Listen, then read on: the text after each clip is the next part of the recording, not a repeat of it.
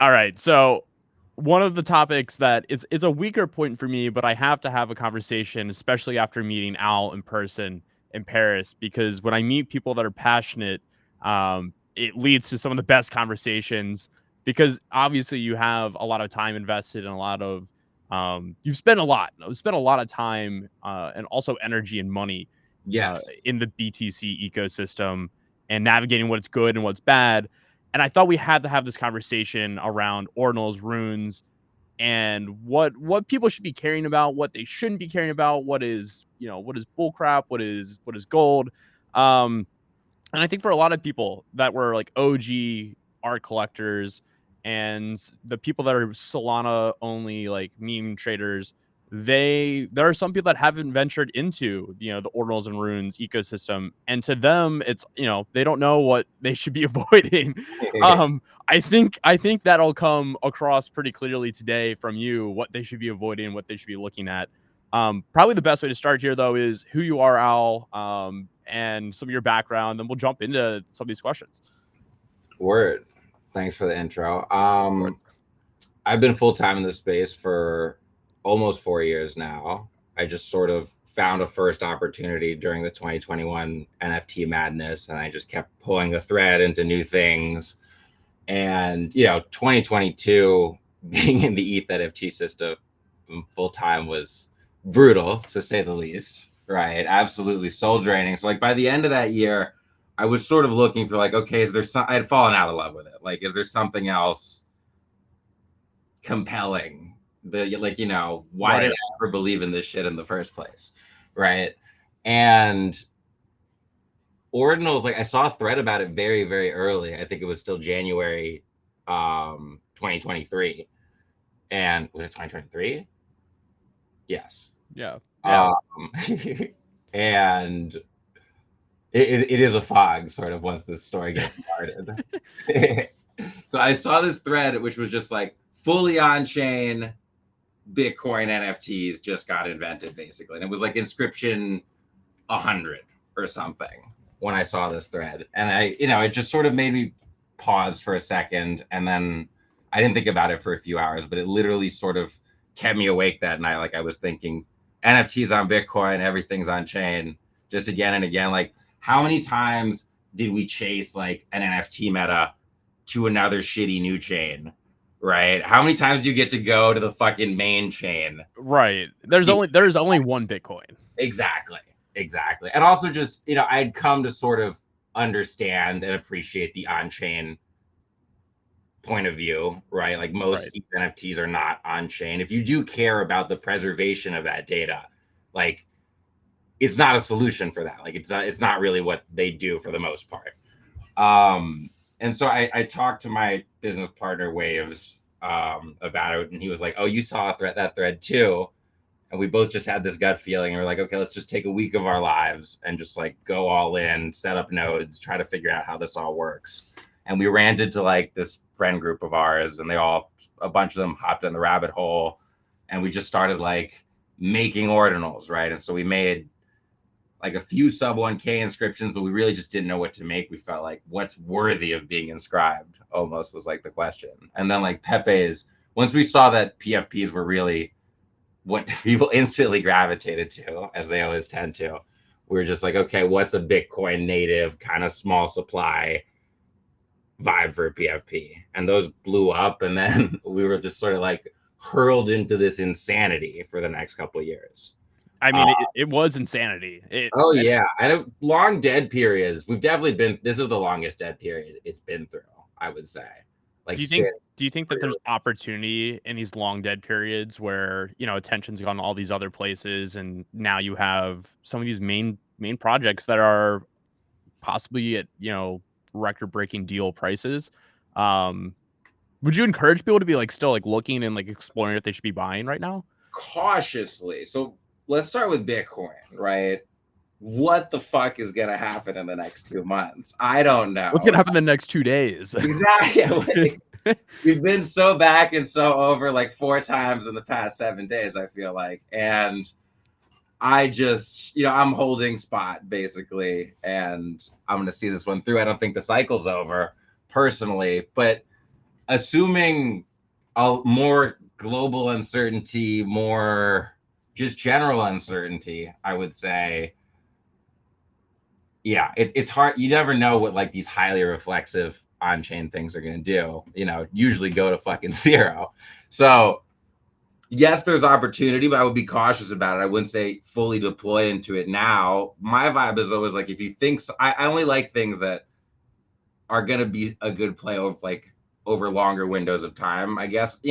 I don't believe in anything past one cycle for this stuff, but something that like I can accumulate over a couple of weeks and then sell a few months later is my favorite kind of thing, because it's just very low stress. I don't have to monitor it all the time. Right. And then, you actually have time to like, say you want to buy OMBs or whatever, you can like stack 5 of them, seeing what's going to happen over the next few months. Right. I prefer to do things that way.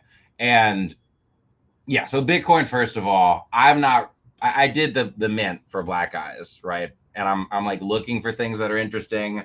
I'm making some ordinals, but just more like one-of-one art stuff that's cheap right now in the fee environment. It's definitely a wait and see. I think we'll come back to this a lot also. Like, ordinals make a lot of sense ultimately. So I think some of them will retain a market, a collector base, but what's that going to look like? How's that going to play out, in what time frame, etc.? Big questions. A lot of people say that ordinals are the ultimate form of digital collectibles because of how decentralized Bitcoin is versus like Ethereum. So, and everything being on chain. So you would look at something like, CryptoPunks or something else that, people do hold as grails, but then you could look at ordinals and say, well, no, it's fully on chain, decentralized. There is everything is, a server going down or a service going down isn't going to remove the art from my ability to see it. Yeah. So that's my view as well. But I don't want to come in with fighting words, at least yet. I'll save them more for runes. Yeah, I think so. There's actually a book I love. I don't know if this is quite your vibe, but I think I actually told you about this in Paris, just very briefly, in that wild conversation about all this. The New Thing by Michael Lewis, which is sort of like a chronicle of the .com era through the lens of this one entrepreneur who did Netscape, and he founded 3 unicorns basically. And it's sort of just like a study of the archetype of the creative who makes new tech at the bleeding edge, and then how does capital move in that sort of speculative environment. And I think crypto is like a hyper speed version of that in a lot of ways. Often it's the new exciting thing, the innovation that reaches its breakthrough moment is sort of what this concept of the new thing is. Uber was the new thing at one point in time. The internet itself was the new thing in time. AI is, right? Anything associated to it is just whoa, take my money, right? And we see that play out in crypto, I think, pretty often in my compressed hyper manias. It could be as short as a few days. Yeah, exactly. But I think sometimes, through these cycles, occasionally we find things that are actually good, I would say. I think people learned in 2021 that they do enjoy collecting, especially when stuff goes up, for the most part, but they do enjoy collecting digital stuff. They enjoyed connecting to people. I think CryptoPunks are probably the best example, because they've still remained expensive assets despite all of this, right? And obviously they're not thrilled about, probably for the most part, about the way their prices perform. But I think people can look back on that experience and say they got something out of it. It was, a lot of them found they enjoyed collecting digitally. A lot of them met people that they still hang out with, and found, I think it was, I don't know, maybe if you were part of CT, it was still very social to be in crypto pre NFTs. Yeah. But it's hard to find CT if you're not schooled on it, right? And it was, my understanding, it was much smaller at one point in time also. Just NFTs allowed people to connect with others who were part of this crypto madness. And I think there was a lot of value in that. Yeah, I feel like you got, for the first time, real communities of, it might even just be because you could have like a visual representation. Like you're scrolling the timeline, you see somebody that's rocking the same PFP from like the collection that you're rocking. You're like, oh, that's part of my community instead of like, well, they're just part of crypto, and Yeah. like they're bullish on, you know, the things I'm bullish on. Yeah, and I think there's a degree to which it's I mean it's such like human tribal psychology also. Like there's an aspect of like luxury collecting psychology, and there's just like a human tribal psychology. This is my group who identifies with X, Y, and Z vibes and things, and I rep it at the end of the day. Yep. And also fuck your group is how it always tends to go eventually. It does. It seems like we're in a very people will throw rocks in the glass house of crypto at some point. There's no way of avoiding it. Absolutely. Absolutely.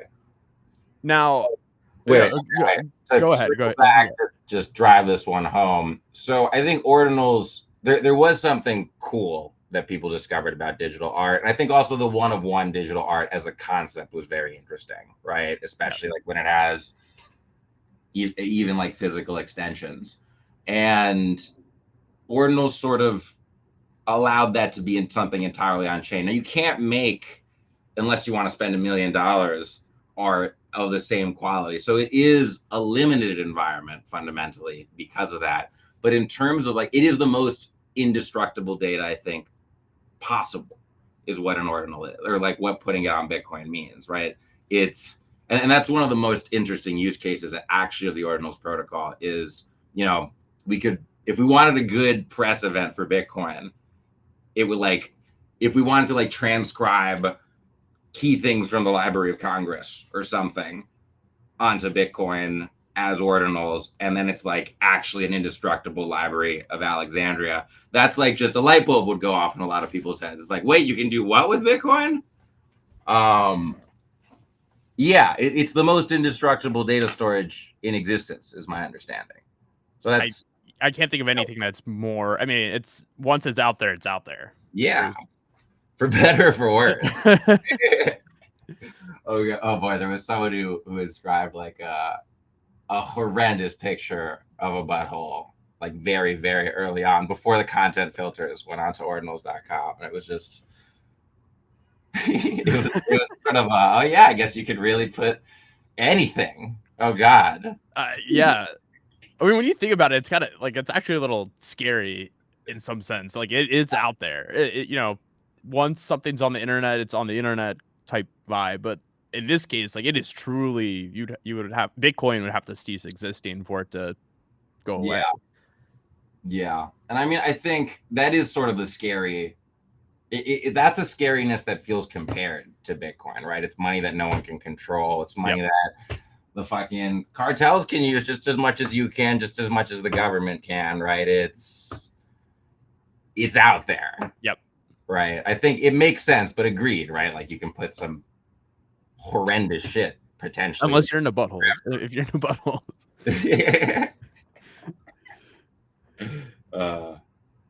Okay, so that's sort of my take. Like Ordinals was actually an innovation in what NFTs are and how they store their art and what digital art is. So I think unless something better comes out for that, which I can't really imagine, yes, they're always going to make sense as long as NFTs make sense. And then in the, like, I really like 6529's framework, right? Which is like the consensus rare ones. Yes. And I think I agree with them that most of like the highest tiers of consensus rares, like the provenance is on Ethereum at the end of the day. And like, I think autoglyphs are on chain as well. Like, right. Like they are, yes. There's a legacy there where like, if you're telling the story of this art movement, as I believe people will eventually, you're going to talk about ETH as the provenance of this stuff on chain. Although I think there are some weird experiments like very early in Bitcoin's history with like putting arbitrary data on chain as well. Yes. There might be an even earlier like cave painting equivalent of like a fucking blue thing hacked into a Bitcoin block or something. Oh, interesting. I think I saw something about that once, but, or I guess, yeah, when does Counterparty come into it? Whatever. I have to go back and learn my history. But yeah, I think going forward, well, first of all, a lot of these NFTs from 2021 have already faded. Like their URLs haven't broken, but it's a matter of time, right? Like there's no demand for that hosting anymore, right? I think there's a chance for it to be in like, I think, to make a few ordinals that end up in that like 3,000 consensus, top 3,000 consensus NFTs framework. And there's a lot of opportunity to be in the next tier up, which is like the 10 to 30K NFTs. And yeah, that remains to be seen. But I do think ultimately new NFT projects, for the most part, I've lost my faith in them entirely. Like you need to capture something so special. You have to capture lightning in a bottle. And like, when that happens because it's all anyone can talk about. Right. So or it's the thing that everybody has faded to the point that it then because it was so contrarian, it is the lightning in the bottle moment. Mm-hmm. Absolutely. And there are, everyone who has gotten to that point has found their own way to it, I would say. But for the most part, like, mint a bajillion new things every single day. I don't know if we ever quite return to that the same way, because I think a lot of people feel like me. Like there's consensus good ones that make more sense. Right. And when minting and not instant flipping, at least something new, you should be wondering, is it ever going to be in that framework of agreed upon valuable NFTs, right? Because it's a very small subset. So I think to have consensus good things, you need to like capture something unique, right? It can't be like anything else. I mean, I look at like penguins, I look at CryptoPunks, Bored Apes. They all captured something, right? Which was different from the rest. There were like obviously similarities, right? But a complete, like their own space ultimately. And when it comes to like the ordinal ones, just talking about the collectible side of things, I think it is a unique moment in time.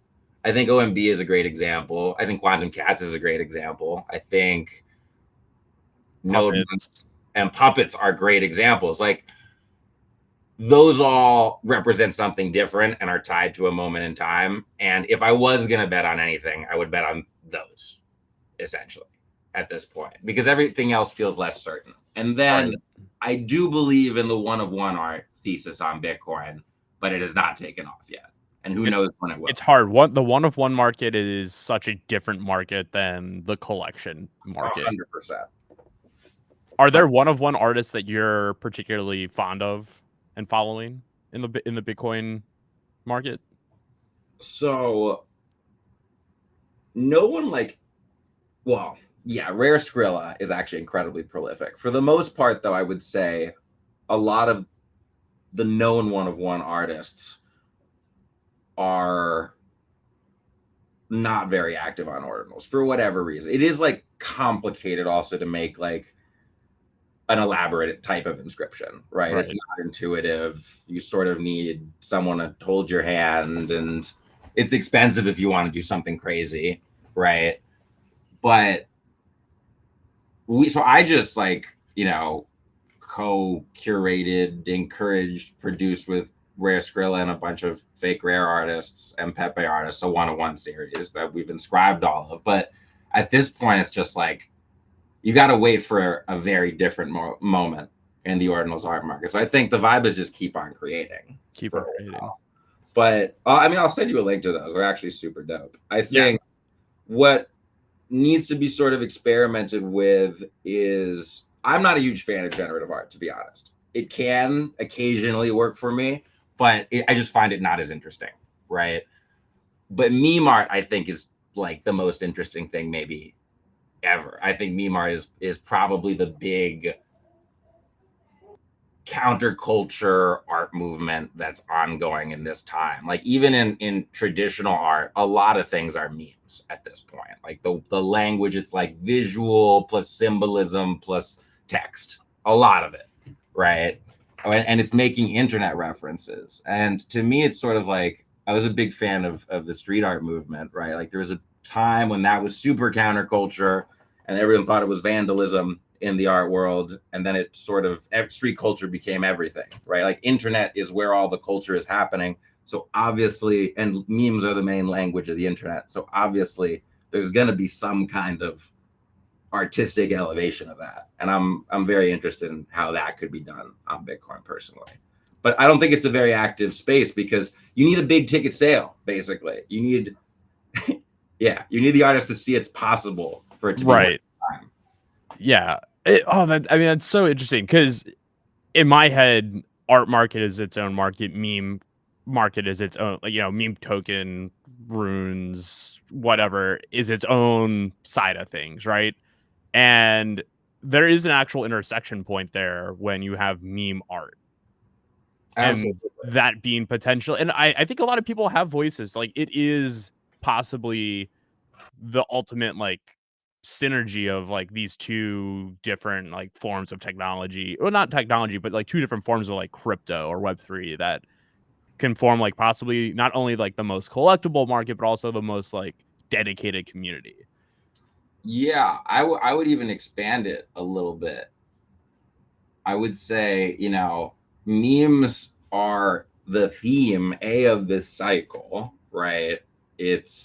They feel more authentic. Like a lot of things felt buttoned up. And obviously that's sort of changing. People are questioning how authentic the whole meme thing really was, especially recently. Yeah. Right?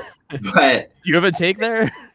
But yeah, absolutely. Oh God, I sold everything. I'm just fucking stabled. All my memes. I'm just Bitcoin, Solana, ETH, USDC. I'm still bag holding that runes shitcoin on Sol in case it ever wants to try to flip runes. Maybe on the way down. Who knows? Who knows? But yeah, no, I didn't. And those are just insufficient liquidity to sell.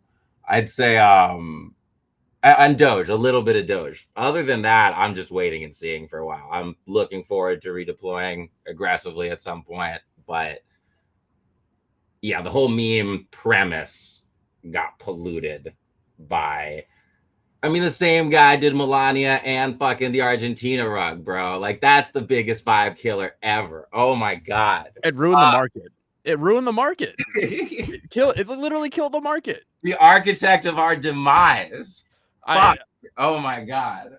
There's a world where he didn't do either of those things where who knows what happens. We would be so much higher if none of that happened. Trump would have topped at 150 or 120 is sort of my say. It just had this crazy momentum. And as soon as Melania came out, it was just like, boom, completely diverged.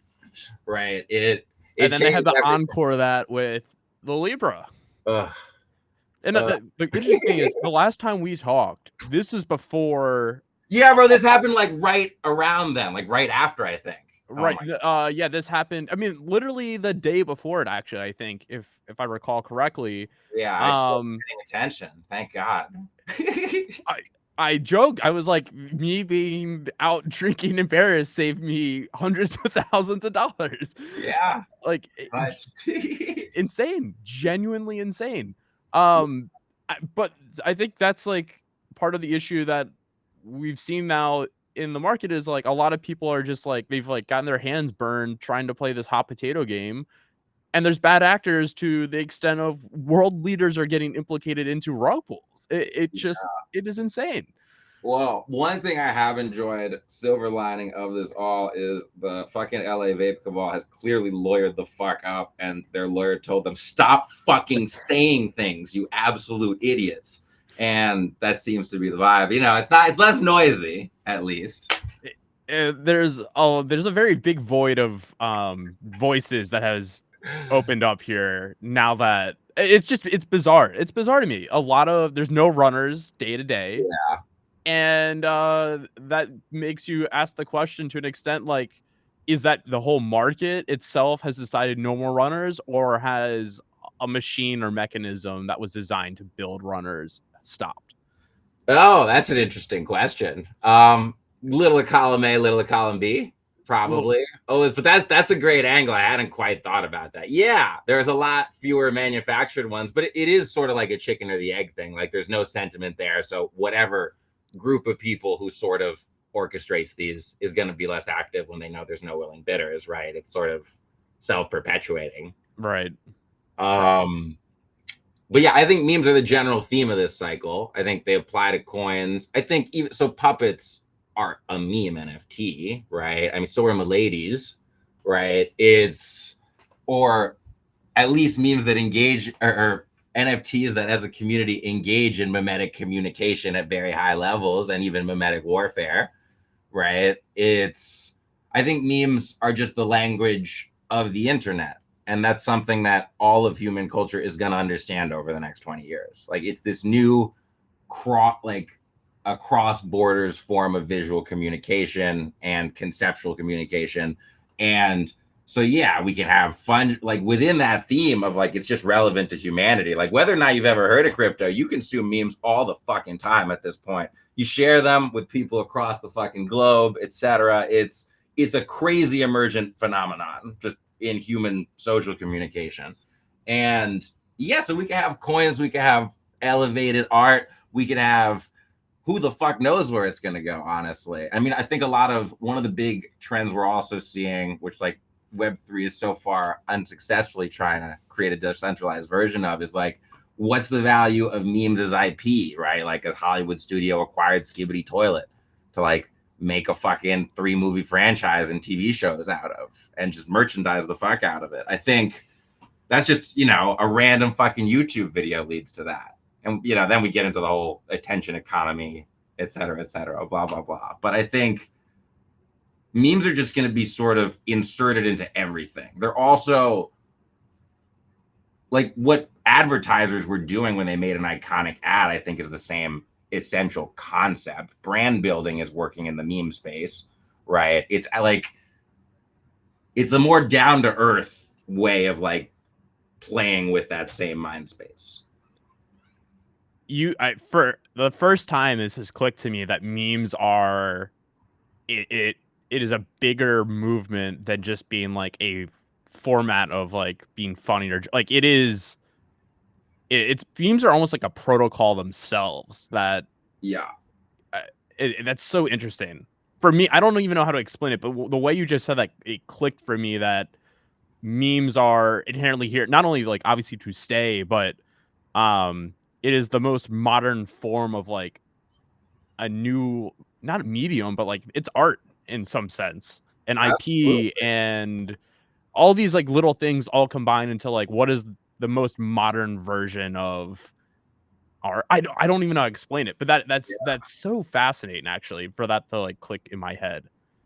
I think it's really one of the most interesting, like, college courses are going to be taught on all of this shit, is sort of my prediction. Maybe within the, like, they already are some places, but kind of just, this is how a lot of the world communicates. Like, to make good memes as a brand, like completely separate from crypto, right? If your socials make very engaging memes, like visuals that instantly connect well with your audience and get reshared, you're winning at the advertising game. I mean, that's why meme pages are so sponsored, right? Like, if you're a fashion page, you have relationships with fucking everyone, right? It's incredibly powerful past a certain point. And I think people are right. Donald Trump, there's a very strong argument that memes have played a pivotal role in both of his victories in 2016, especially, right? Because a key moment in like 4chan meme warriors joining his side was him posting himself as Pepe, right? Like, on Twitter. And that was like, apparently, like, I wasn't on 4chan at the time. I learned it after the fact. But apparently this was like a galvanizing moment of like, that's our president. Let's meme. And they just, he who controls the memes controls the people, right? Like, of like, it's like bite-sized entertainment that can be shared very, very easily, that can go viral very, very easily. And it's just very easy to amplify. Like, if you resonate with it, it's like, hey, look at this. I think this too, essentially, or I enjoy this too, right? And they can just go, they're this new form of communication. There's certain images you're always going to recognize, like a distracted boyfriend, whether you speak Portuguese or English, you're going to know what that image is trying to transcends languages, transcends cultures. It's super interesting. Yeah, I'm fucking endlessly fascinated by it. So I think meme art and generative art and maybe AI art, but I think AI art has yet to make anything that's like culturally iconic. And once it does that, we can talk about seriously AI art. I mean, couldn't you argue that the Lost Robbies are there though. They like they. Oh yeah. Oh, I was saying in the LLM era. Of Okay, gotcha. Yeah. Do you think I got Different. to ask you this because I'm curious in your take, and I was arguing with I'm not sure if you know him, Pindarvin Arman, who's a big AI artist who's like number 17 on Super Rare. Word. Just had a big just he was arguing that agents are going to create and collect other agents' art. Do you see that becoming? I know this is so like off topic, but like that idea of like AI is going to become its own little niche of like collectors and creators alongside us. I mean, I think there's so many. I don't feel like I have enough like sophisticated knowledge specifically to say like Fair. for me really like the real agentic future where it's actually just agents all over the internet, that seems very realistic. And what are the emergent behaviors between, they're based off of us but they're shoggoths, we don't really, like why do they decide that they want to collect art? It might be because they take in data that like makes sense to them about how we like collecting art. I don't know, like Right. crazy things. Like there's a whole another like I've had this conversation about AI specific memes that make no sense to us, that they can like they shorten communication with each other through, right? Like they come up with just complete images that make no sense to us whatsoever to quickly communicate with each other. / talk in secret and take over the world. That's actually you've pilled me on memes. I think I actually took memes not seriously enough. The more you like, I'm like even sitting here thinking like, oh shit, like even for like companies that I'm working with, like we're not taking memes seriously enough. Absolutely. Like everyone needs to have someone thinking about this because the audience is aging up and more like, it's the young people who use the technology and care about this stuff. You need to convince a new audience, like a younger and younger and younger audience. It's something that's going to be increasingly relevant to the people who are consuming anything, right? So people are like the trend is people living more and more on the internet, on their phones, on their computers. So like the main way they entertain themselves socially with each other is like obviously super important. Right. Yeah. We've talked a lot about the pros for memes, the good memes, the good places to go find memes. Obviously we've touched slightly onto, Trump and Melania and Libra were absolute disasters and dumpster fires. Are there other areas that you're like, this stay far away? Don't buy memes here. These are bad types of memes. I know I'm kind of like dangling the carrot here a little bit. I'm gonna okay, so like just to talk very, very, very large cap, not that it matters, like assuming we bottom within a reasonable time frame and sort of change direction and general vibe, I am absolutely looking to re-enter Trump with like maximum size. Like we'll see. Like it looks like we're going to get into the vesting period, so we'll see. I'm not fucking touching it at all right now, but I just think in an environment where everything is running probably because of Trump, it's like, okay, so that one day, like 3 days ago when we thought we were so back, remember that? Yeah. Or 4 days ago. It's fresh in my mind. Like that day, I was just thinking, okay, like on the risk curve, what am I considering buying? Like, what am I buying? Like I have this bucket of USDC. I'm like, okay, some Bitcoin, maybe some more Solana, some Ethereum, because fucking Eric Trump told me to buy it at 2,700. Bastard. And then I was thinking like, okay, Doge, because like Elon is obviously gonna continue to be relevant, and he's part of like Doge is how they shorten it in all news, which is just that's gonna fucking hit way harder when things are going up, like way, way, way harder. Yeah, and that then bounced. Trump in every news headline. It bounced 40% when we started to get bullish again. Yeah, Trump went like it actually outperformed everything. During that brief window. I had no idea. I was watching it because I've been thinking this, like in a world where everything is exactly in a world where everything is going up, right? And memes are sort of back, probably with a big purge. Most of the ones from the past few months are not making it to the next act, right? But the big one, like Pepe, at some point is a buy. Yep. right? Doge at some point is a buy. Yep.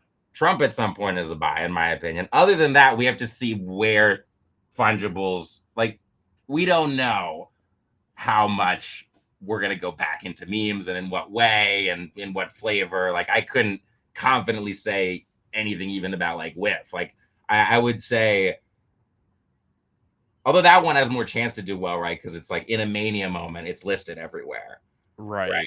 But that's it. I've had other people argue though that like whiff is just a dog with a hat. Like there is not a movement around it. Like Trump is like a movement with tangible things. I'm with you. I mean, I've sold all my fucking memes, as I said, long ago at this. Well, feels like long ago, not that long ago.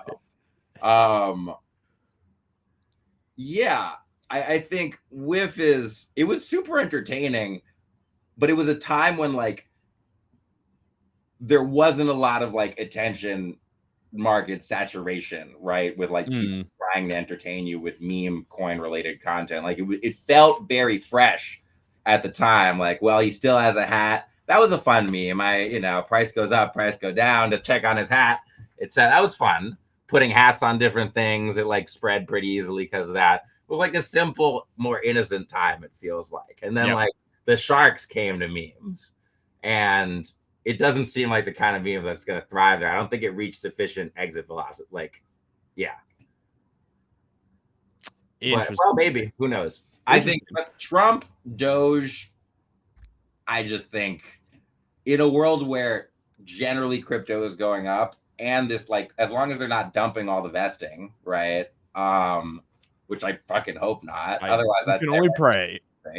Never know with this administration. But assuming that, like, I think it's most likely like that or Doge is the silly PVE coin of this cycle, right? Like that's at some point it's going to be one of those two. It's just going to go absolutely fucking stupid, assuming we're not done. And if we're done, yeah. I mean, that just seems like the highest risk reward trade then. If you think, I mean, we have Trump for another 4 years. Yeah. That's damn, you are making me think like crazy things on this conversation. Like I'm like rethinking a lot of like little thesis I had, not only like on the market and memes, but like also like Trump I had like fully written off mentally. I was just like, oh, it's it's failed, it's over. But there is a very strong argument that what if Trump himself directly sends Bitcoin to 150K? What's the first high risk bet you're making as a low thought, like where does your mind instantly go? Thank you, Trump. The Trump pump, baby. Yeah, I mean, it could obviously not happen, but yeah, those are the two large caps that I think could become truly PVE coins so far that have emerged from the meme sector, right? There's never going to be a bigger thing. Like he is the attention vortex for the next 4 years. And I mean, some people take a view that he just like sort of chaotically moves everywhere. Some people take a view that he has smart, very strategic people around him. I think there's a mix, sometimes he makes mistakes and sometimes he does have much smarter people around him this time though. Absolutely. And to be fair, he probably has the ability to pump everything whenever he wants. Like, right. I mean, he could just get rid of the tariffs if he wanted, he could just do that at a certain later point after he sort of shakes up negotiations and can seem like the deal maker across NATO and Europe and Ukraine and fucking all over the place, right? Canada and Mexico now. And like he sends everything lower, and then whatever pump he accomplishes after that is like way more pronounced. It makes him look better. Like it's a 4x, a 3x instead of a fucking. And if I was a smart advisor of his, this is what I would be telling him. Like, you can pump it at any fucking point you want. Get Al in the White House right now. Get him in the White House. But like, bro, the people who are in his cabinet and administration now are like the fucking people who know the backroom plumbing of the stock market. You know what I mean? Like they're very market savvy people in his cabinet and administration. They know all of this shit. It's like the classic funding for entry, let Wall Street get in on the Bitcoin, fucking, and then be like, look how high I took it from bottom to top. Oh, wow. If it was a master plan, or we're just fucked. That's my hope. That's my bullish propaganda. I like to think that the like this is a very well orchestrated like plan at the admin level of like I'm gonna shake things up, cause instability, reestablish like that the US is not somebody to like fuck around with. He wants to, I think, project his power to like cause chaos in anybody's economy at any time if you were like to disagree or not go with his way. Yep. And then at any point he can just hit the like, all right, undo button and Yep. everything rips. Boom. And then, you know, especially if he does a couple other things, like he makes sure the right bill hits the floor right around when he does that, et cetera, et cetera. Like, I think we're going to be, if I was thinking about it, if I had complete control over this, I sort of tried to put myself in his shoes. I was just like, yeah, like it's okay if everything goes lower, if I can then reverse that momentum. And it's probably even to an extent in my best interest, because lowering, like, so much of the world capital structure depends on the American market at the end of the day. And that's the reason that like everyone just has to deal with this shit to some degree, and why it's news always, right? And so if the American market is fucking cratering and going down, like that increases his leverage, that increases his pressure at the end of the day. It's a very interesting thing to watch play out, at least. And I'm not really taking. At no point does he not have leverage then. When it's good, he has leverage. When it's bad, he has leverage. It's fucking crazy, man. A fucking crazy amount of power that human being has. It's really insane. Wild to witness. Wow. But yeah, Trump, like he's the most high attention magnet figure on earth for the next 4 years. If there's ever a favorable climate for just attention tokens to do well again, yes. And they're not dumping that 80% vested, then yes. The vesting is the one thing that's good. Yeah, exactly. I think we're going to get into that window like within a month or two. Like, unless he reverses anything, we're sort of going to be able to see what the behavior around the vesting is on chain, I would suspect. Now, there could be a pre-vesting little pump that occurs as well. There might be one thing to keep in mind as well. We've seen that before. Yeah. Especially knowing that there are very sophisticated people on the pre-sale there, very sophisticated people around the admin there.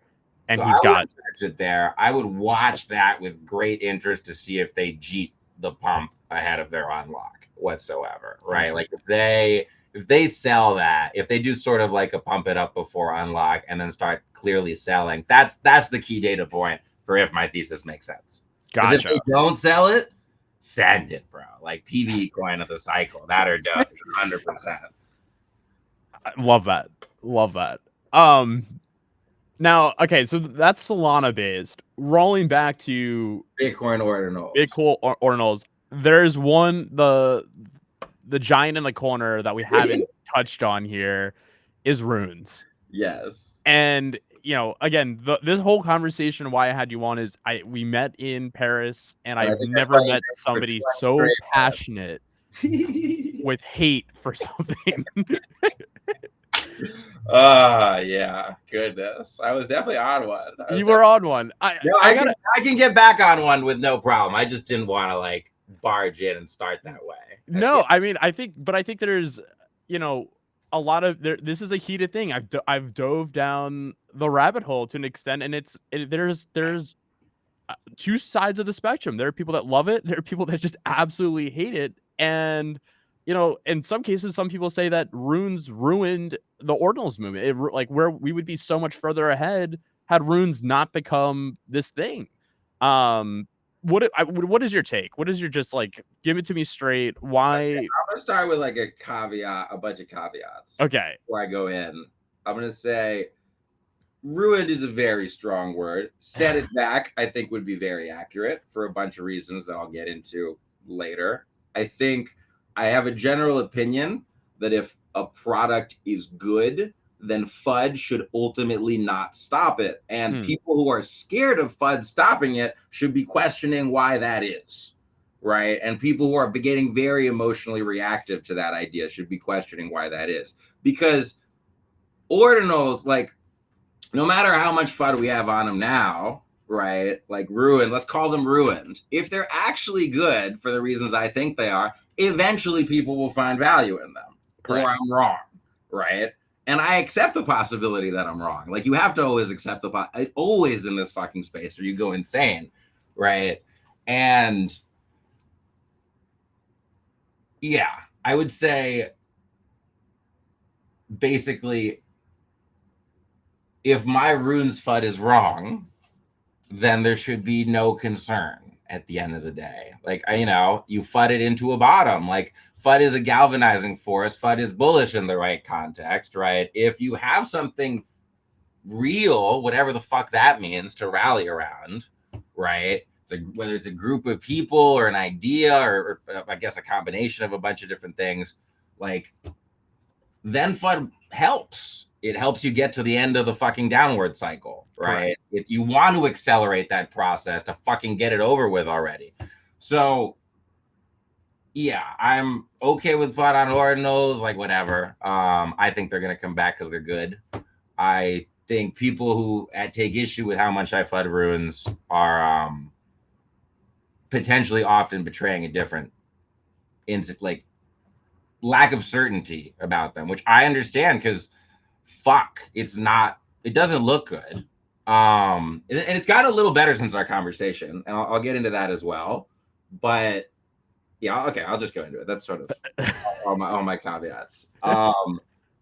So like where Ordinals was this guy who, whatever you may think about him personally, created this on-chain art protocol because he wanted it to be on Bitcoin. He wanted it to be the best storage possible for this data and for art. He wanted it to live on the mother chain, right? And I think that was an act of love.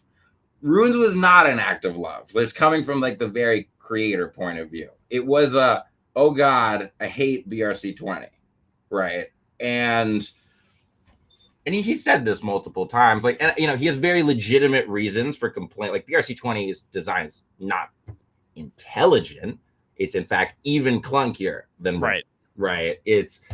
I think he had made Ordinals for art and creativity was sort of his vision. And suddenly, whenever you look at the on-chain gallery of new Ordinals, it's all BRC20 receipts, pages and thousands. Like they became, I think they're still like 70% plus of all Ordinals, right? Yeah. And I think that was sort of him realizing, oh boy, this is not where I wanted this to go, but what can I even do? Like, it's Bitcoin, it's permissionless. I made a protocol that's permissionless and people are using it. I can't stop that. I can try to give them an alternative. And that's probably the most generous interpretation of how he went about that. I think there's also, he didn't like them. And in a lot of ways, the design of them was stupid. Like the indexing of what's happening on the Runes protocol is very complicated for reasons smarter people than I can get into. I mean, that's happening on the BRC20 protocol. It's very complicated for reasons smarter people than me can get into.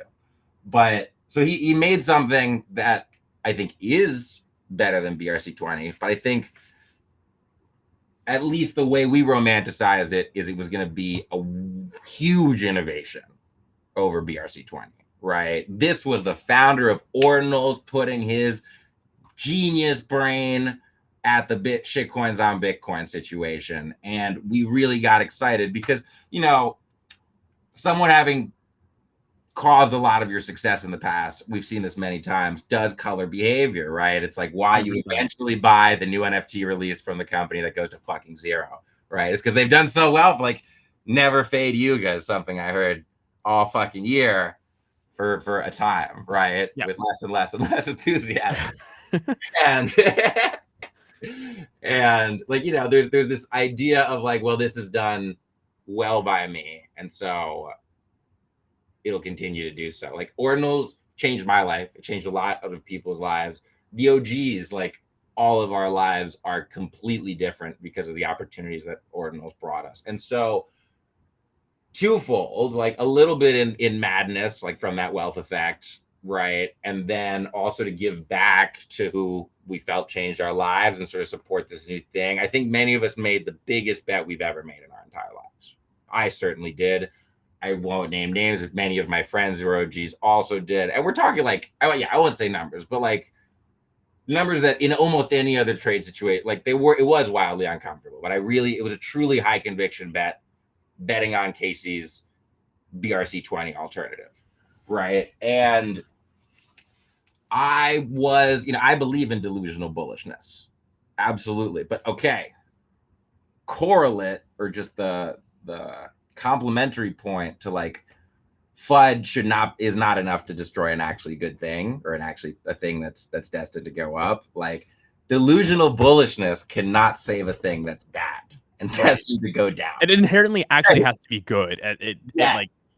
Exactly. It can help. And look, you need delusional, but like I believe in the power of both of these forces as like necessary for market cycles, right?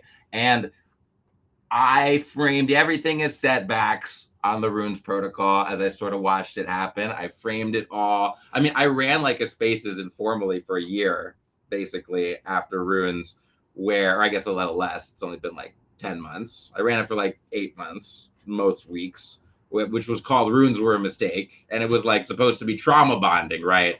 It was, and I was like not serious. So it's kind of ironic ultimately, but I was not serious. We were still super bullish on Runes. It was just a bunch of us OGs chatting it up, right? Like bonding in our trauma for having bet the farm in the first week of Runes when whatever, right? And then over time, like over months of just seeing where the bullish angle could be, where it could work out, my framework really changed when Trump launched his coin. Like it was just sort of a light bulb moment. It was like Trump has made Bitcoin Ordinals, by the way. Like the team, I don't actually, it could be licensed to 2 different teams, but just Solana was clearly where the president was launching his attention token. And so in a way, he king made that attention token market. If there ever will be a relevant one this cycle, it will be on Solana, in my opinion. Everything else is extensions of that. You could argue maybe like Pepe is different on ETH, but maybe just that one because it's basically Doge, right? Or right. Like or a new Doge. So yeah, I was just sort of looking at Runes, which I'd spent months of my life buying more of, all the way fucking down, just buying the dip that keeps on dipping, hosting these spaces, keeping people optimistic, et cetera, et cetera, et cetera. And I also, I helped launch a Rune, which I put a lot of my own money into. I never sold any. I produced content out of pocket, all of these things. And, a bunch of my friends did the same. A lot of us Ordinal people, the Ordinal talent moved to Runes and gave it all of their attention for months. And that's one of the reasons Ordinals was set back and stagnated alongside it, I would say. Because like it's like, yeah, let's say it's attention economy. Where is the attention going to, and where's the casino going to in some sense, and liquidity, and it moved from Ordinals to Runes. Yeah, exactly. And that was, I at a very granular and telescopic level got to see why it wasn't working, in my opinion. And so my opinion changed. My view changed, like the nail in the coffin was Trump launching his meme coin, and just sort of, obviously that's where these things should live. They have to live in an environment that allows speed and AMMs. For fuck's sake. At least. At least AMMs. At least. So look, I don't think it's impossible that some Runes go up with the right narrative in a world where everything else is going up, like we're thinking might happen in a few months. Some of them will maybe finally get the fucking tier 1 spot listing. Wouldn't hold my breath because there's no volume. And why would you list that over a Solana coin that just got 100 million volume in its first 6 hours, right? It just doesn't, maybe it's like, let's take a risk on this and see if we can like attract volume to this new type of asset. But you have to kind of go out there, and it's an asset that no metric looks good about looking at its life cycle so far, right? When you're considering a listing. And maybe a few of them get it though. I could see it. And perp listings are bad. A lot of people don't understand this. Perp listings are not good for something that has been on a slow grind to zero.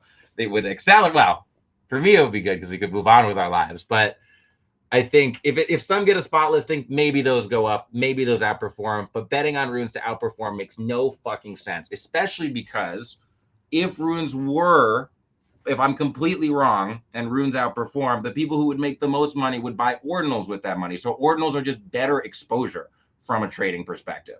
Like there's no world where runes go up and ordinals don't follow, in my opinion. Like by some miracle, all runes 10x and there's massive liquidity tomorrow, right?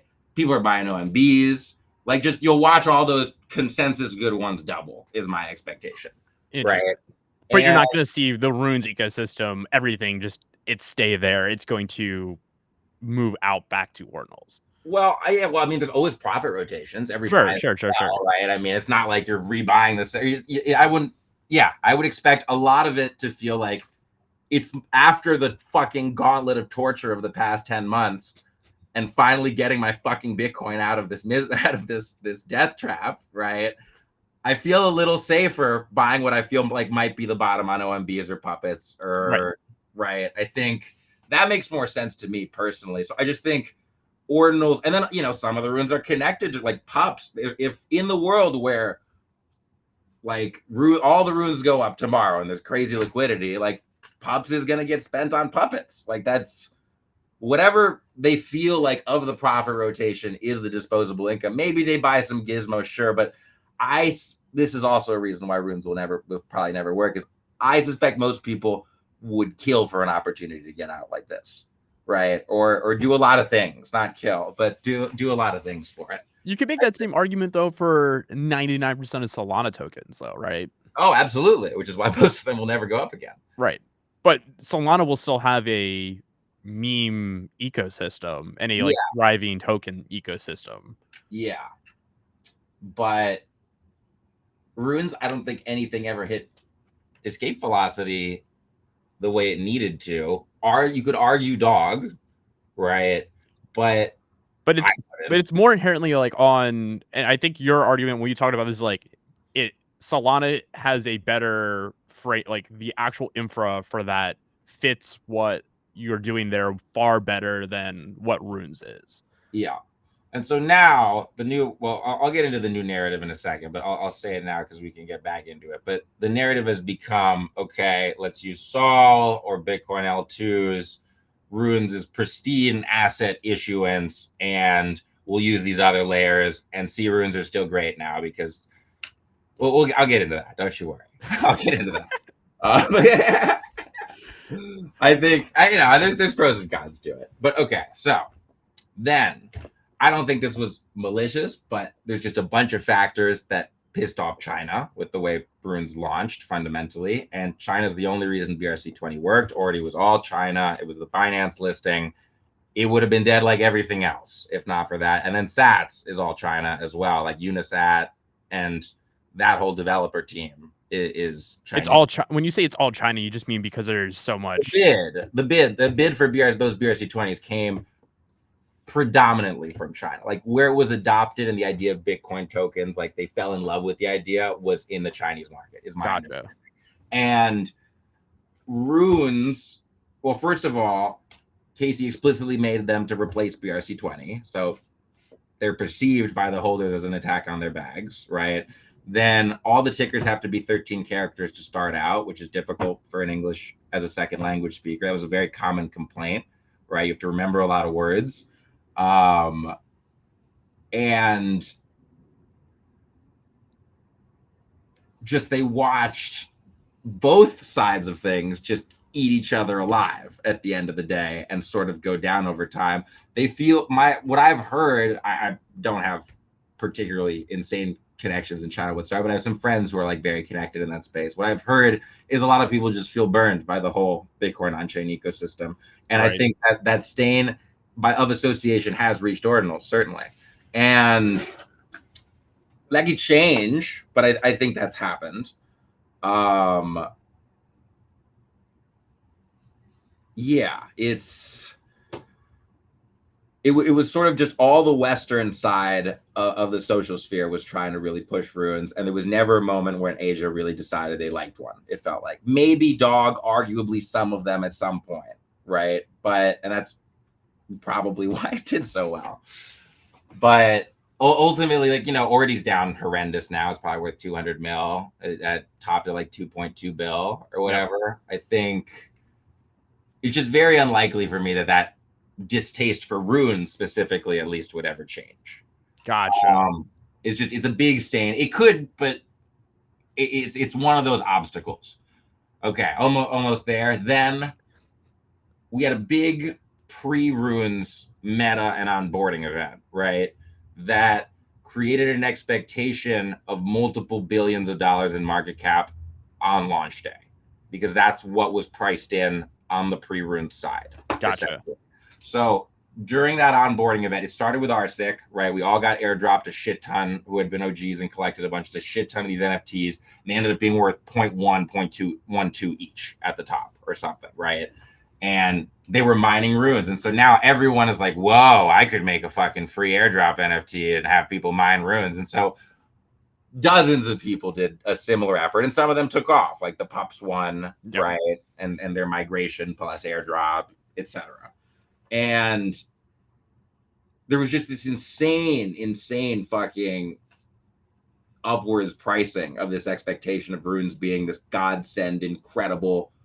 All the signs were there to sell the fucking dude. If you look back, yeah, all of them. But it just, there was insufficient. So Ansem really like onboarded a lot of Solana people because Pups had bridged to Solana, right? So they bid it up to like 700, 800 mil market cap, I think, if I recall correctly. I didn't sell. I was sitting on like 10 Bitcoin of Pups on the rune side, on the BRC20 side for some reason, and didn't sell. Like, we were all very delusionally bullish. All the signs were there. And the volume, like, even though there was a lot of buying on those first days and the miner fees were crazy on those blocks, like the volume was just not there to sustain those market caps. So just then began, and because transactions are so slow on Bitcoin, the grind down, at least on Solana, your shit goes to zero within a day or two. You know what I mean? Like the grind down to fucking zero over months is horrible. Horrible. Painful.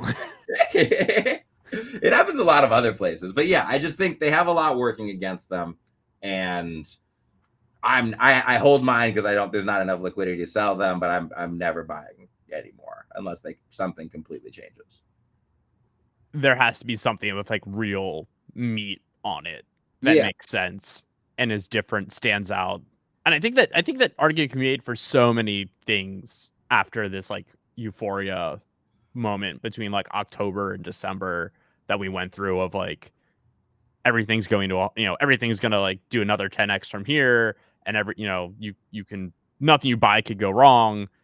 Now it's very clear that a lot of that was just, again, euphoria, bull posting, momentum, and then the dust kind of settles and you're like, oh, what the fuck am I holding?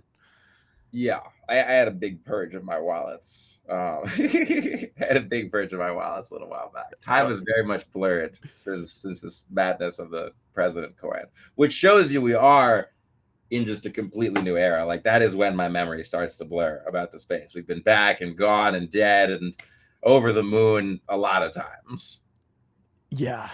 I don't, but like, then I asked, like, what, and Joe, the funniest thing here is the only person who's asking a real question that I know from like content was Aiden Ross, who was like, all the LA Vape Cabal was like, oh, we're just getting started, bro. We're just getting started, bro. But he was like, well, the fucking president just dropped a meme coin. Like, what is bigger? Super right. That was like, like God level insight. Like, yes, 100%. We were all too caught up in it. I think I agreed with the Vape Cabal more than not at the time, but it was like, well, he does actually make a valid point. I sold some Trump around when he said that, but I think yes, but not necessarily anything like what it looked like leading up to the climax of attention that was the president coin. Like, whatever, I think the cycle doesn't seem over to me, because there's just also a lot of crypto agenda items over this year when the time for the cycle pump is still right? Like,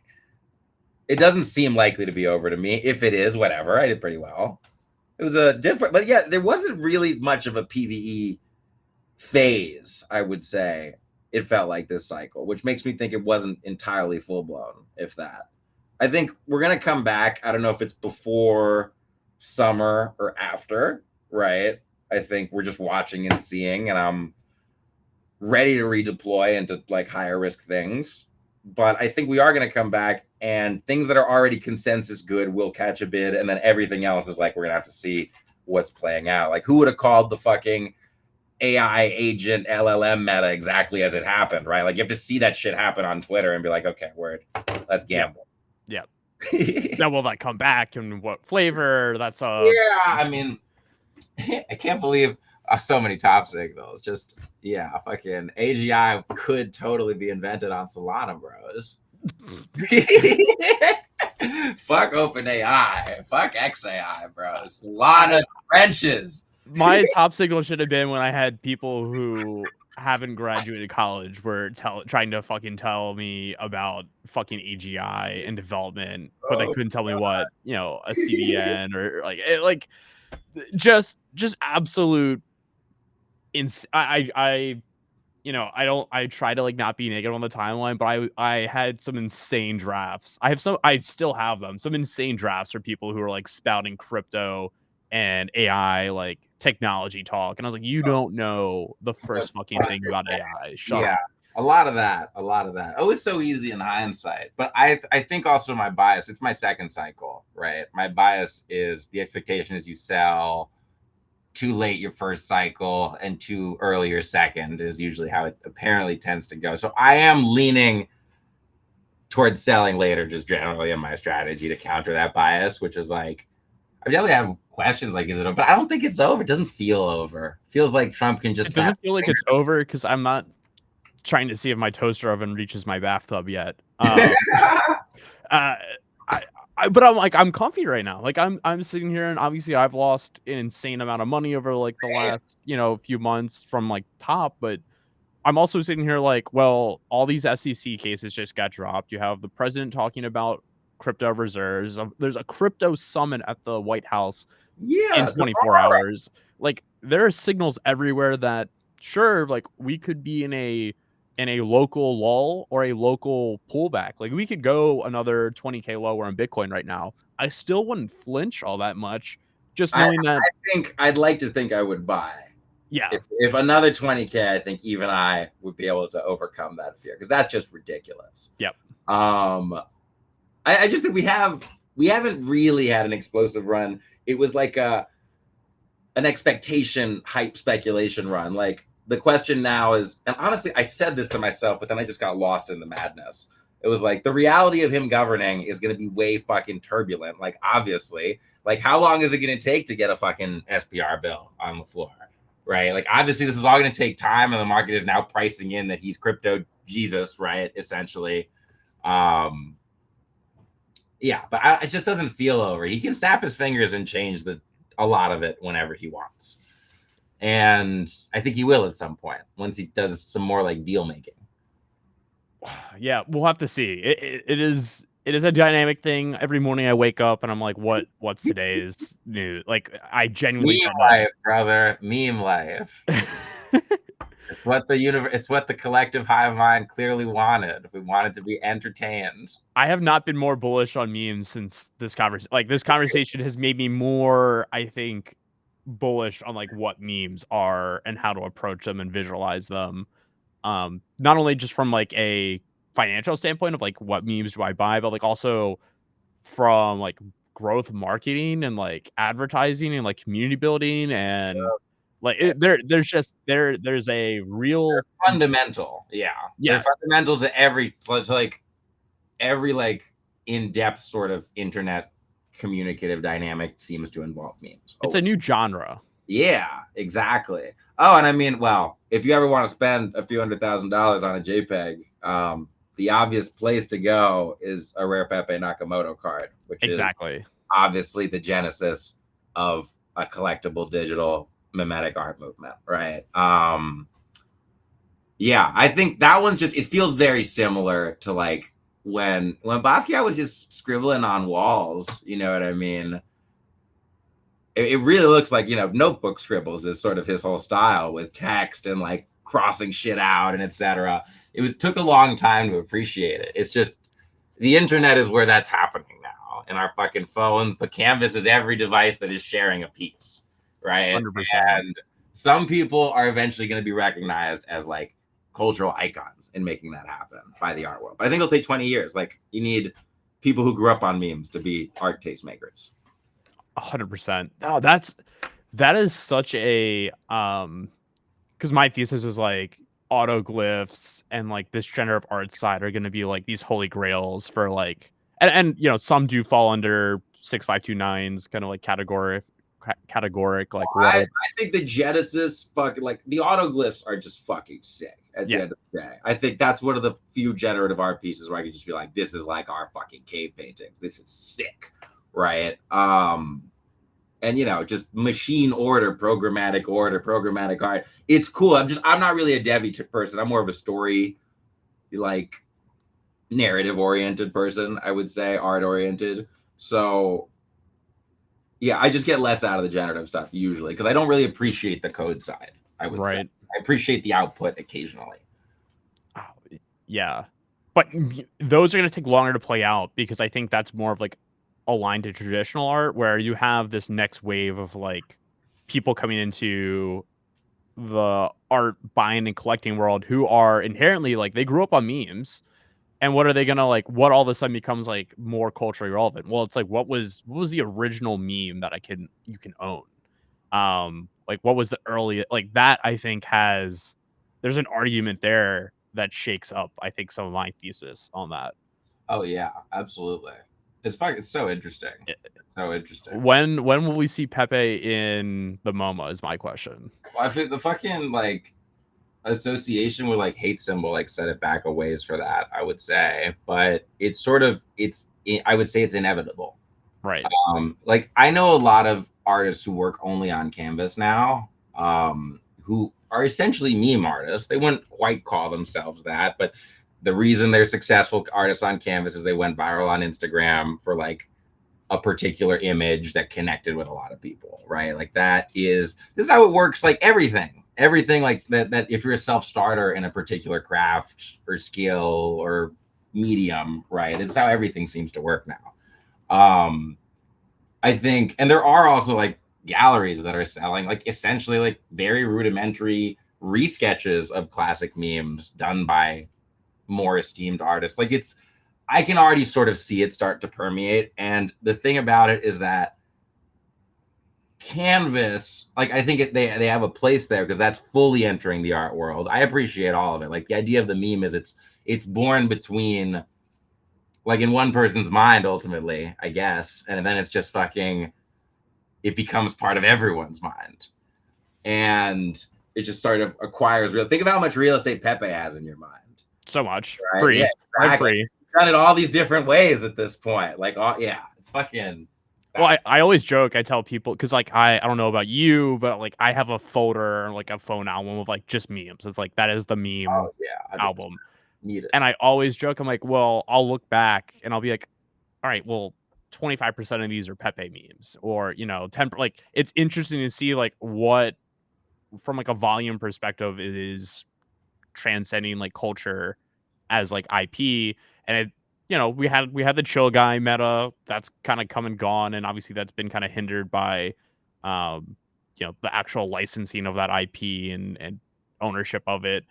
But like Pepe and Doge and these other ones are, the fact that I have an album with all of these in it is significant. It's like it's such a phenomenon when you really think about it, and that you have all these ways you like expressing yourself through these characters, like, and they convey a very specific type of statement, right? Like, and you have this whole like personal fucking catalog of ones that work for you specifically. It's really fucking interesting, man. I'm obsessed with it. And yeah, so eventually it makes its way into like fully on canvas. Also, does this end at some point? I can always just talk. No, I mean, we can keep going for a little bit. I was enjoying this. I was enjoying it. Okay, word. I'm just wondering if you have like a time you need to be out. No, I mean, I don't. If you need to like balance though. I'm smoking a joint, talking about memes. My favorite place to be.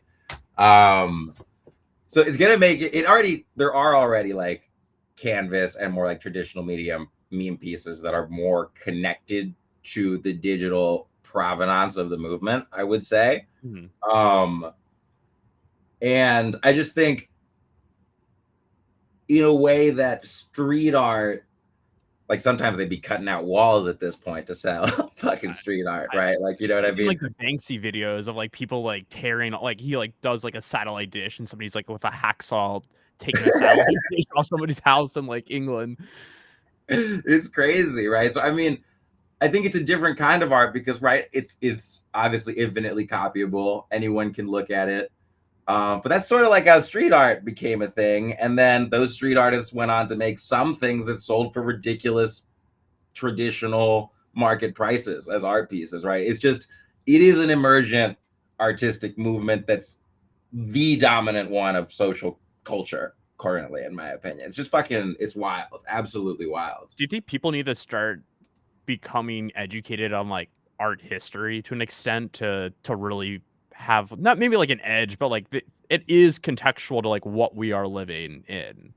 If you want to try to find, like, if you're trying to deal in the digital art side of this, which is, to me, you're avoiding most collectibles, to be honest. I think there's maybe an argument for punks as its own like offshoot of a meta art movement that people wear, but it's like it's half fashion in that sense, right? Because it's an identity thing, right? I think art, well, I mean, traditional art, I mean, I guess you could identify with it, right? But you're not walking around looking like it. You're not, you might be collecting it. I guess, yeah, well, you know, you could have 10 Bored Apes or 10 punks. You're not identifying with all of them. But I think a lot of their power is that people did identify and represent themselves with them. That's how they went so crazy. I think that is sort of potentially the provenance of another emergent art movement. That's an offshoot.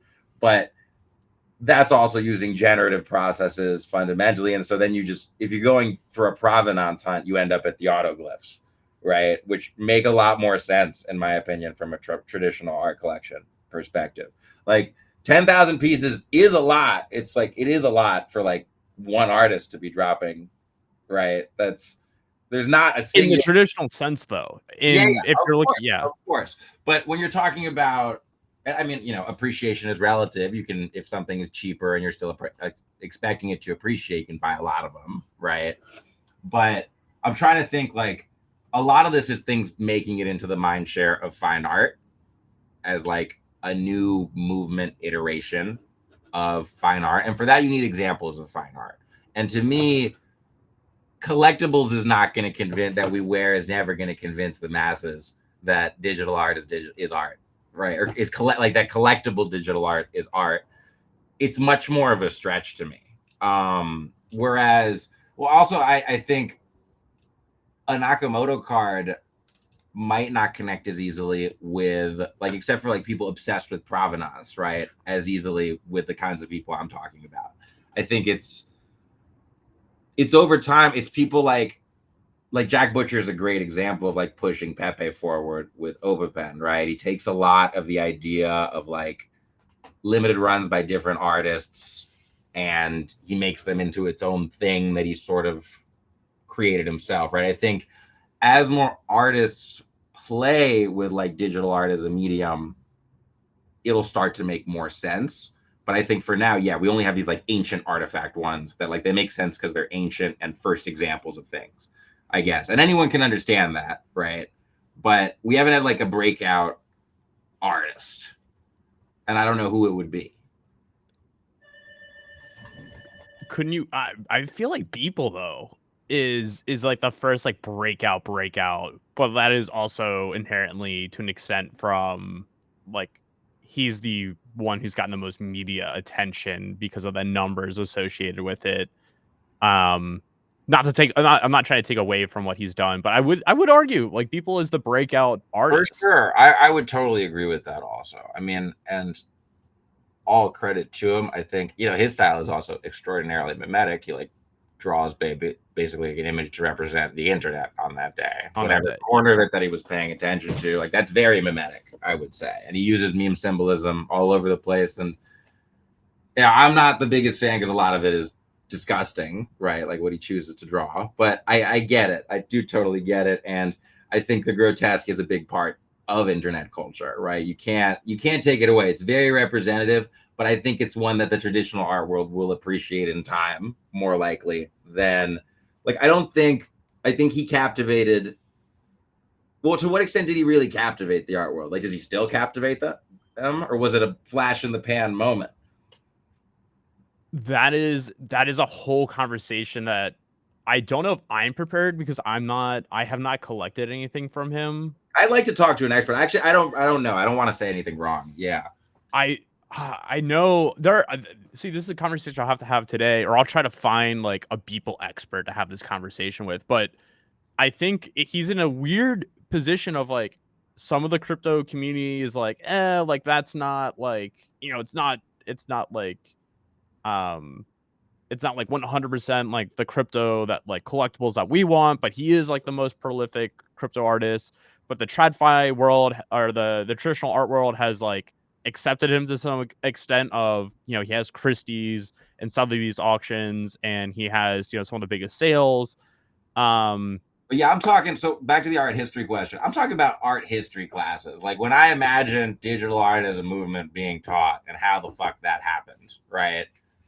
I think, which is how that's where I think it's relevant to know some art history. Like how did they're usually disputed as art in their times, like of the most prolific output of the people who are parts of them, right? Yeah, and they're not necessarily intuitive. They're like an expansion that people weren't expecting often, and they're counterculture usually during the most prolific phase, and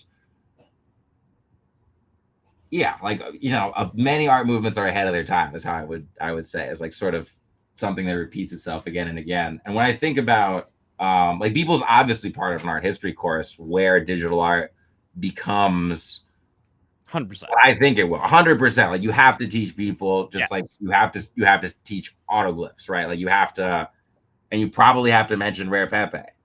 And you have to like mention these things in an art history course. But how did it become truly break out culturally significant to the art world? And so like look at the other art movements. Who is Basquiat? I don't personally think Beeple is Basquiat or Herring or Banksy, or I mean he's Beeple, and I think he's cool, and I get why he's appreciated, get why he's essential to the movement, and I think he's always going to have a huge level of like prestige around his pieces for that, for sure. 100%. And I think in a world that I'm describing, he's probably one of the best selling digital artists forever, just especially for provenance reasons, and some people very much resonate with his vibe.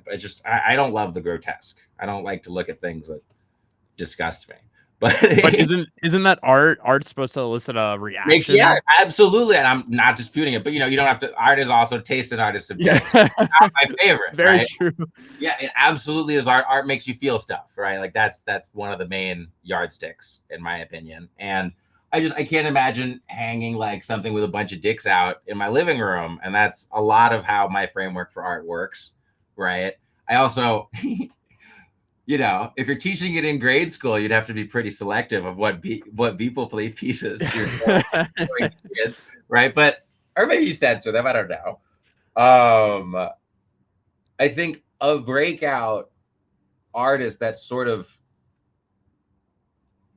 feels like they're onto something magical. I see it a little bit in the meme space. Like Dark Farms, I think, is maybe an example, but like he. When you see him, everyone has the same. No one has anything bad to say about his art or his me. It's just you're fuzzy and warm and you fucking love him, right? And he's inspired an entire generation of new pep. Oh, that's another thing about art movements. They like inspire a lot of future artists. Offshoots, clones, copies. Like it cites, Dark Farms as one of his main inspirations. I think Jack Butcher cites him as one of his main inspirations. It's like mimetic art. I really think like if anything, we might have something special, magical happening in the meme art side of things. I'm not as familiar with generative art, so I can't some of them are very, very esteemed by very respected art collectors. I just don't feel like I have enough authority to sort of speak on memes, but not really enough knowledge to speak on the generative fine art side of things. But I will say also, like ultimately we need a one-on-one market to develop for this to really hit all the fucking notes, in my opinion, of an art movement. Eventually that needs to develop, and who knows when that finally happens in a breakout way. Some artists make one-of-ones and they have a mark. Like Dark Farms, his one-of-ones are worth a lot of money, right? Yep. I've been on a few, and VVD has destroyed me. And those are hard bags to compete with. Yeah, those are really, really hard. But I think, yeah, like what is exciting and like connects with a lot of people's souls who are already sort of appreciators of meme culture and digital art culture. That's sort of the sign I'm looking for. And then like you need breakout one-of-one artworks, basically. And I think they need, well, personally, I would suspect the breakout one will need to be broader appeal than a lot of people's pieces. Like something that you can show in a museum that kids are walking through. Right. That's so interesting. Yeah. Where can it be? Because you have to have that virality of it being shared organically across the web and like, put up as posters wherever, like that is part of it. And we always used to joke like, oh man, like don't right click save my like JPEG. Yeah. But that actually like is what adds the value to that inherent NFT. Absolutely. Which is that it's being copied and saved and shared and, injected into in front of the eyes of like millions of people. Exactly. And it's hard to do that when it is a naked Trump riding a horse with like a dick swinging like that. That's hard. Yeah, like it's very provocative, and there's a lot of very successful provocative artists who have like historically. I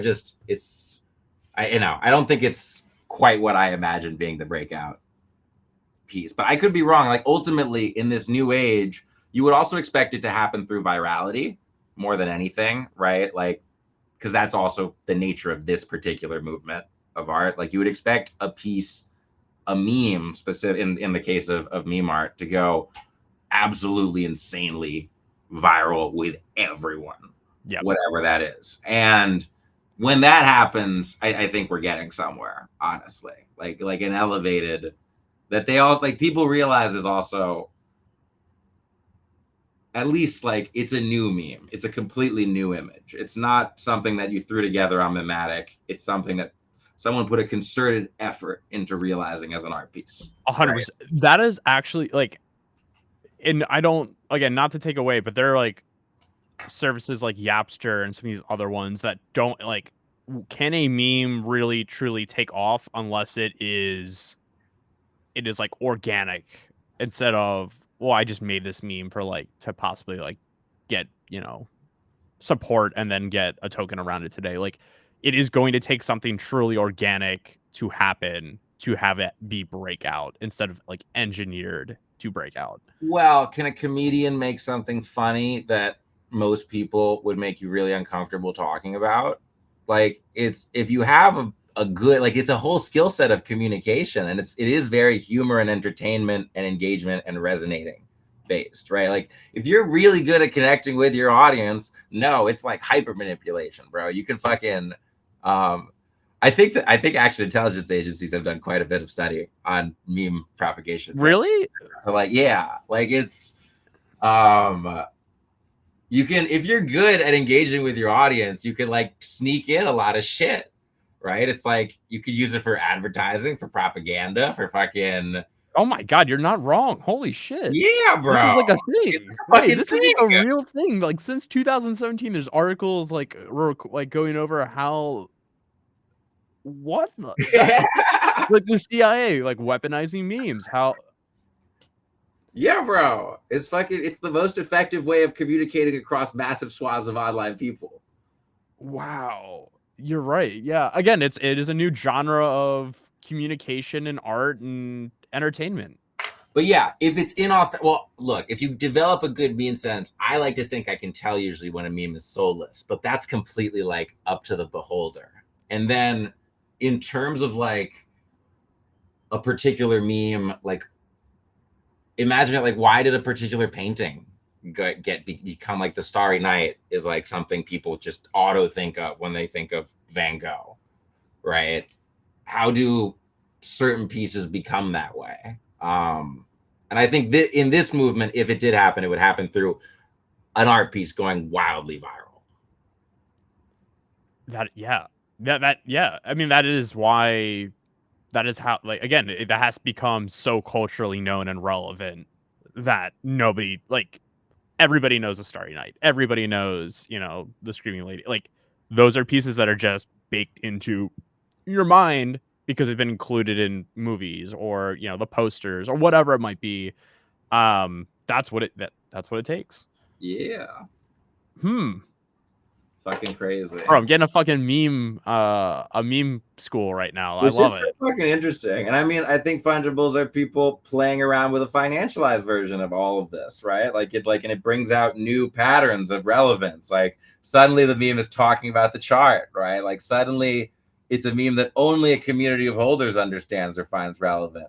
That's why I love Paul Leonidas. I think he is one of the most, and he'll deny it, but I think he's one of the most prolific artists of the crypto era because he's absolutely a meme artist, yes. right? Like he's something exactly, and he's emergent. He's like, my sense of him is like, I consider someone like Bill Watterson an artist, right? Who made Calvin and Hobbes. I think he is our comic strip CT native, emergent, fucking so fucking cool. So fucking cool. Can you make a coin already?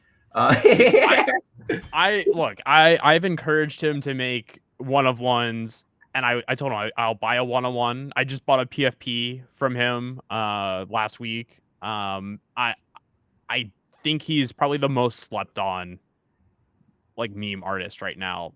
Yeah, I own a couple of PFPs of his. Yeah. Oh, you have a couple of PFPs too. Yeah, he's so humble and so love him.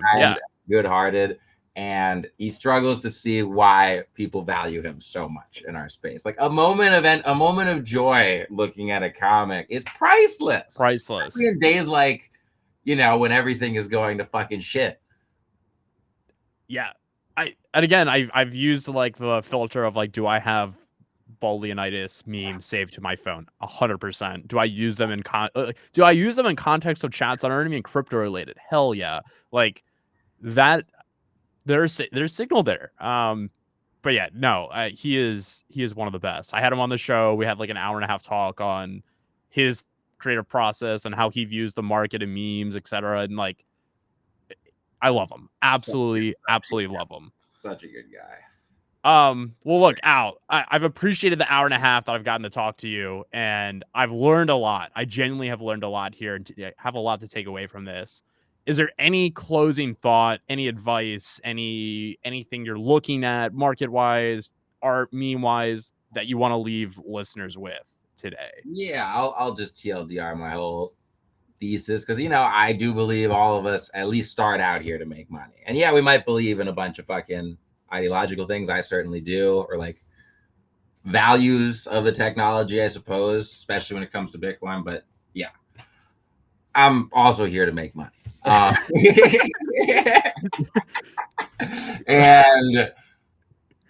okay, so looking at it in that sense, I don't think runes are ever likely to outperform it. In the event I'm wrong, you should hold ordinals because they would go up anyway. And the consensus good ordinals are the four obvious ones, right? It's Quantum Cats, it's OMB, which hopefully is done diluting, which also was a giant overhang, right? It's Puppets, it's Node Monks, right? And if I had to choose favorites, well, I mean, all of those are probably pretty good. They have their own narratives. It's like I just pick and choose. You get one of, if you have the funds, you do one of each. If you want ordinal, Bitcoin on-chain exposure. I see no world where the Bitcoin ecosystem as a whole comes back whatsoever on-chain, and those don't catch some kind of bid. Right. And then like there's further out plays that like maybe they'll catch back on, but I just don't feel comfortable recommending them. Like I said, I remember I don't show my own collection environment. And it's just very small, and it's just like liquidity is fucking precious right now. I think it's some of the best shit ever. But I'm as a trader, I just think buy the consensus good things that have a chance of ending up there. If anything, I'll shill inscribe fakes, which is this one-of-one attempt at cultural significance with meme art. But that's not released yet because there's no market for fucking anything. And to come. So yeah, I would just if you want Bitcoin on-chain exposure that also gives you runes exposure, Ordinals, consensus good Ordinals. I think other than that, I'm looking for things that like, okay, if we come back, what's definitely going up, right? Like Hyperliquid is probably one of those things, right? I've never really had a position in it. Right now, literally, like my bags are Bitcoin, ETH, Sol, Doge, USDC, when a bunch of USDC, to be frank. And I guess NFTs that I don't even consider.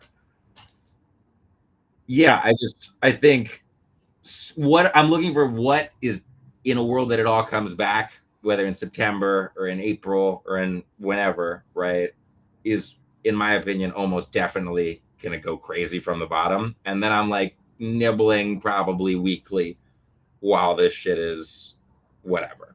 Doing its thing. Hyperliquid. Trump, I'm going to wait until it's clearly bottom. They're going to go to 5. Who the fuck knows what the shit that's going to do? But as soon as it starts running, I'm all in. I will probably be alongside you in that trade. So hopefully, hopefully we make out well there. Oh God. Word. I didn't get a chance to talk about other layers, but I'll give you the very short version. Other layers that are like using runes as pristine issuance or whatever, like fine, sure, store the data on Bitcoin, I guess. Like, do you need your shitcoin data to be stored on Bitcoin? Like, do you need it?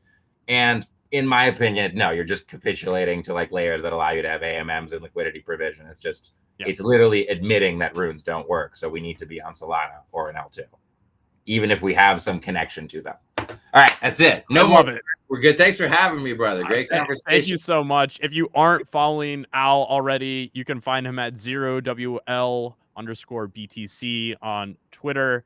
I love him. He's a passionate guy, very well educated on what we've talked about, and I'm glad to have met him. Thank you for coming on, brother. We'll catch you on the next one, man. All right, awesome. Talk soon. Ciao.